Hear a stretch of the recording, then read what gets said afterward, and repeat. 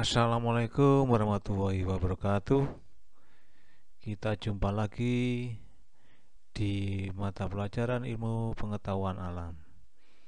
Semoga kalian semua masih diberi nikmat oleh Allah Subhanahu wa taala, terutama nikmat sehat sehingga kalian bisa mengikuti pelajaran ilmu pengetahuan alam ini dengan baik. Nah, sebelum pelajaran kita mulai, mari kita berdoa dulu sejenak. A'udzu billahi minasyaitonir rajim. Bismillahirrahmanirrahim. Alhamdulillahi rabbil alamin. Ar-Rahmanir Rahim. Maliki yaumiddin.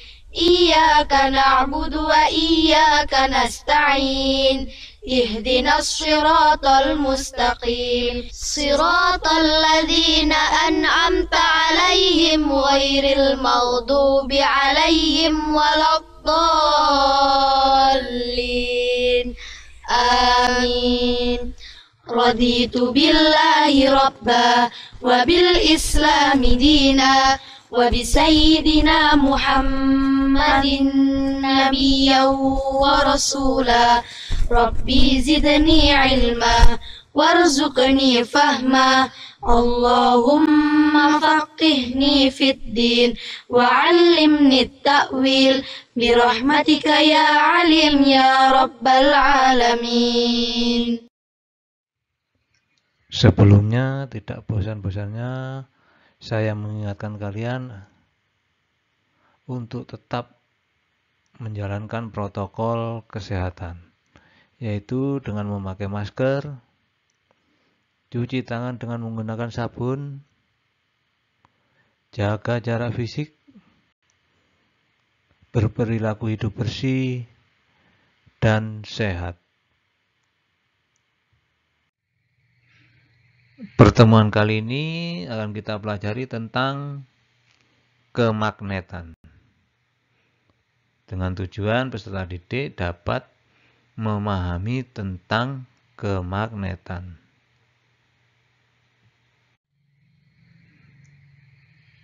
Pernahkah kalian melihat benda yang dapat menarik benda logam lain? Nah, kemampuan suatu benda menarik benda lain yang berada di dekatnya disebut kemagnetan. Berdasarkan kemampuan benda menarik benda lain, dibedakan menjadi dua, yaitu benda magnet dan benda bukan magnet. Namun, tidak semua benda yang berada di dekat magnet dapat ditarik. Benda yang dapat ditarik magnet disebut benda magnetik. Benda yang tidak dapat ditarik magnet disebut benda non-magnetik. Benda yang dapat ditarik magnet ada yang dapat ditarik kuat, ada yang ditarik secara lemah, bahkan ada yang ditolak. Oleh karena itu, benda dikelompokkan menjadi tiga, maksudnya benda magnetik ya, yaitu benda feromagnetik, benda yang ditarik kuat oleh magnet. Contohnya besi, baja, nikel, dan kobalt. Yang kedua, benda paramagnetik, benda yang ditarik lemah oleh magnet. Contohnya platina, tembaga, dan garam. Sedangkan yang ketiga, benda diamagnetik, benda yang ditolak oleh magnet dengan lemah. Contohnya timah, aluminium, emas, dan bismut. Itu tadi benda magnetik ya.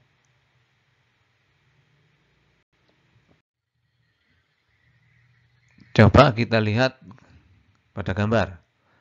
Pada gambar sebelah kiri ini menunjukkan besi atau baja sebelum menjadi magnet. Di dalamnya itu ada magnet elementer ya, yang susunannya tidak beraturan dan tidak searah. Kemudian gambar yang sebelah kanan, ini besi atau baja yang sudah menjadi magnet. Terlihat magnet elementernya teratur dan searah. Benda-benda magnetik yang bukan magnet dapat dijadikan magnet. Benda itu ada yang mudah dan ada yang sulit dijadikan magnet. Baja sulit untuk dibuat magnet, tetapi setelah menjadi magnet, sifat kemagnetannya tidak mudah hilang. Oleh karena itu, baja digunakan untuk membuat magnet tetap atau magnet permanen. Sebaliknya, besi mudah untuk dibuat magnet, tetapi jika setelah menjadi magnet, sifat kemagnetannya mudah hilang. Oleh karena itu, besi digunakan untuk membuat magnet sementara. Jadi, magnet baja ini bersifat permanen, sedangkan magnet besi bersifat sementara. Nah, seperti gambar di atas ini, setiap benda magnetik pada dasarnya terdiri dari magnet-magnet kecil yang disebut magnet elementer ya.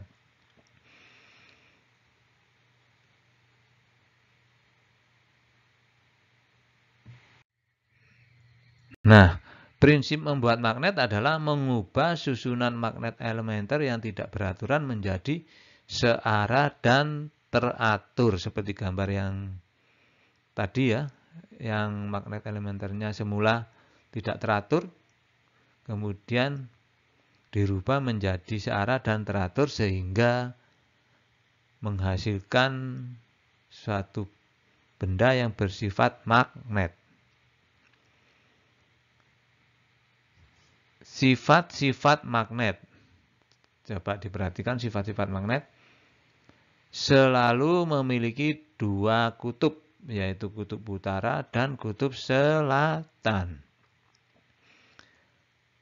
Kutub yang senama akan tolak-menolak. Kutub tak senama akan tarik-menarik. Gaya terbesar pada magnet berada pada kutub-kutubnya. Ini tadi sifat-sifat magnet ya. Memiliki kutub utara dan kutub selatan, kutub yang senama atau sejenis tolak-menolak, kutub tak senama tak sejenis akan tarik-menarik. Dan gaya terbesar ada pada kutub-kutubnya, yaitu kutub utara dan kutub selatan. Berikutnya cara membuat magnet. Ada beberapa cara untuk membuat magnet. Yang pertama, membuat magnet dengan cara menggosok. Besi yang semula tidak bersifat magnet dapat dijadikan magnet.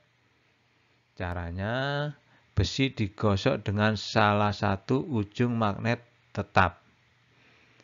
Arah gosokan dibuat searah agar magnet elementer yang terdapat pada besi letaknya menjadi teratur dan mengarah ke satu arah. Coba kita lihat gambar ini ya. Gambar di atas ini ada besi AB, kemudian yang di atasnya yaitu ada magnet ya. Kemudian cara membuatnya, misalnya di situ ya, magnet kutub utara digosokkan pada besi AB yang semula tidak bermagnet ya, tidak mengandung magnet ya. Misalnya digosok secara teratur dan searah dari A ke B.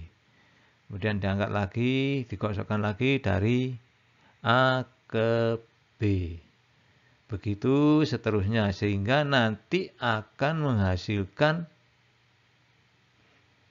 magnet. Jadi, maksudnya besinya akan menjadi magnet, dan pada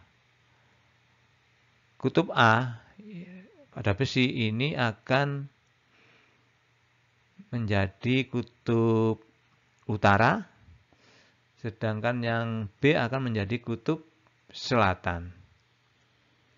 Demikian sebaliknya pada besi PQ digosok magnet ujungnya berkutub selatan, maka besi yang di ujung P ini akan menghasilkan kutub selatan, kemudian yang di ujung Q akan menghasilkan kutub utara. Ya, itu. Ini prinsip membuat magnet dengan cara menggosok, sehingga seperti yang di atas tadi, magnet elementer yang semula tidak beraturan akan menjadi teratur dan searah, ya, akan mengarah ke satu arah. Cara kedua yaitu membuat magnet dengan cara induksi. Besi dan baja dapat dijadikan magnet dengan cara induksi magnet. Besi dan baja diletakkan di dekat magnet tetap, tetapi tidak menyentuh, ya. Magnet-magnet elementer yang terdapat pada besi dan baja akan terpengaruh oleh induksi magnet tetap yang menyebabkan letaknya teratur dan mengarah ke satu arah. Besi atau baja akan menjadi magnet sehingga dapat menarik serbuk besi yang berada di dekatnya. Ujung besi yang berdekatan dengan kutub magnet akan terbentuk kutub yang selalu berlawanan dengan kutub magnet penginduksi. Apabila kutub utara magnet batang berdekatan dengan ujung A besi, maka ujung A besi menjadi kutub selatan dan ujung B besi menjadi kutub utara atau sebaliknya.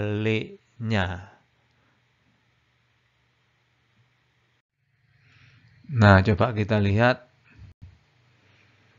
membuat magnet dengan cara induksi. Di situ ada magnet dengan yang di atas magnet, kemudian yang di bawah ada besi yang akan dijadikan magnet. Kemudian ujung A besi berdekatan dengan kutub magnet utara, maka nanti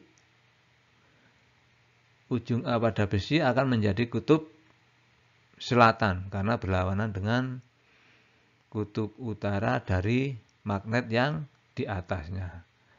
Demikian yang B, karena yang A menjadi kutub selatan, maka yang B menjadi kutub utara. Atau nanti sebaliknya.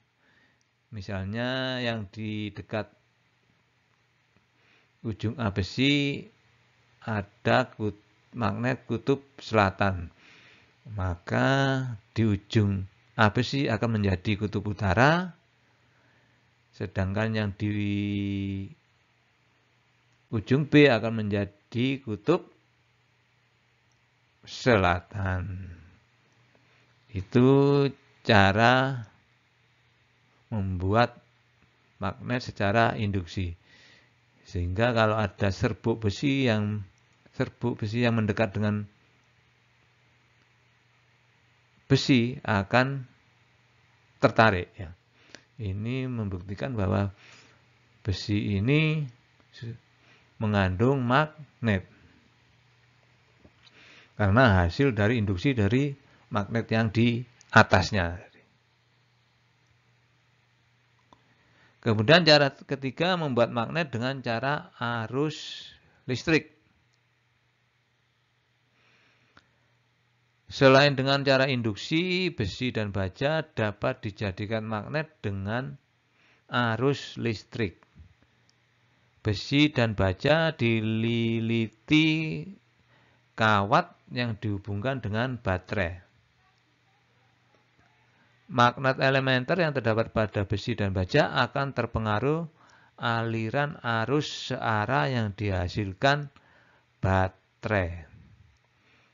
Hal ini menyebabkan magnet elementer letaknya teratur dan mengarah ke satu arah.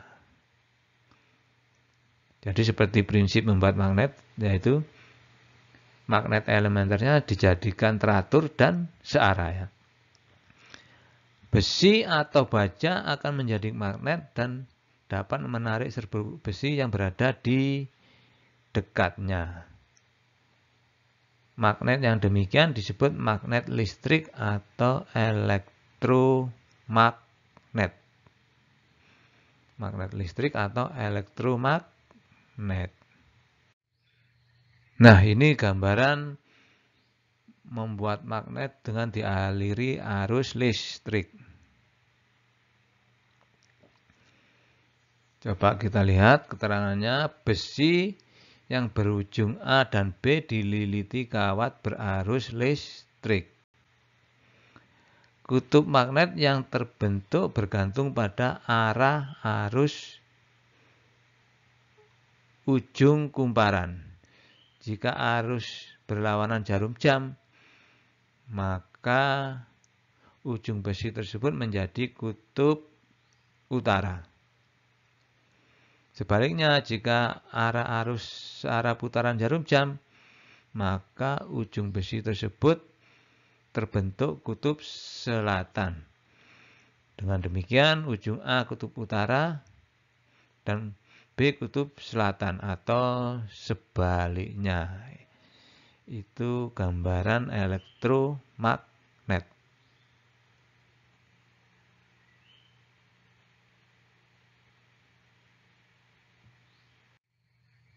Nah, tadi cara membuat magnet, sekarang cara menghilangkan sifat kemagnetan.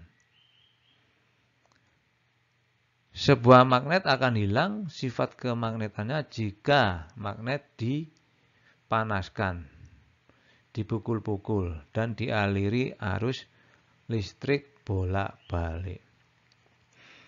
Nah, prinsip dari menghilangkan sifat kemagnetan ini kebalikan dari prinsip membuat magnet. Kalau membuat magnet tadi, magnet elementernya dijadikan searah dan teratur. Kalau menghilangkan sifat magnet, sebaliknya, magnet elementer yang sudah teratur dan searah akan dijadikan tidak teratur, sehingga sifat kemagnetannya akan hilang. Magnet yang mengalami pemanasan dan pemukulan akan menyebabkan perubahan susunan magnet elementernya. Akibat pemanasan dan pemukulan, magnet elementer menjadi tidak teratur dan tidak searah. Penggunaan arus AC menyebabkan arah arus listrik yang selalu berubah-ubah. Perubahan arah arus listrik memengaruhi letak dan arah magnet elementer. Apabila letak dan arah magnet elementer berubah, sifat kemagnetannya akan hilang. Jadi cara menghilangkan sifat kemagnetannya ini ada pemanasan, pemukulan, dan aliran arus listrik bolak-balik. Nah, inilah gambaran cara menghilangkan sifat kemagnetan. Yang ada yang pertama yaitu dengan memukul, kemudian ada yang dipanaskan atau dibakar di sini, atau dialiri arus listrik AC ya.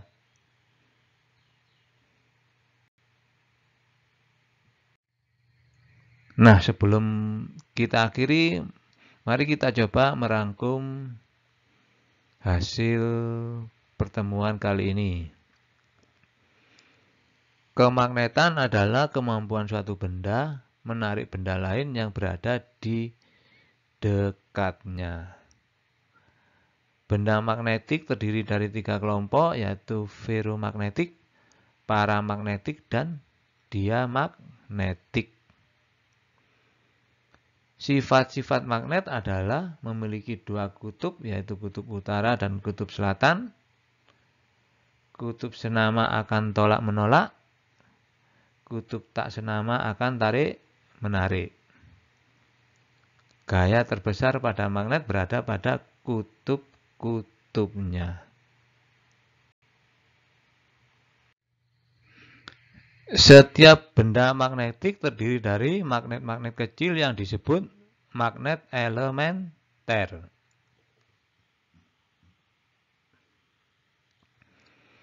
Cara membuat magnet yaitu dengan menggosok, induksi, dan elektromagnet.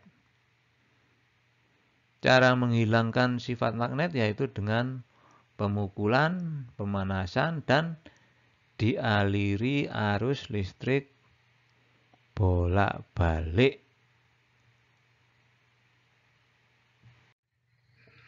Nah, untuk materi berikutnya masih kita bahas, kita pelajari tentang kemagnetan. Sebelum kita akhiri pelajaran kali ini, mari kita bersama-sama sejenak berdoa agar apa yang kita pelajari hari ini bermanfaat.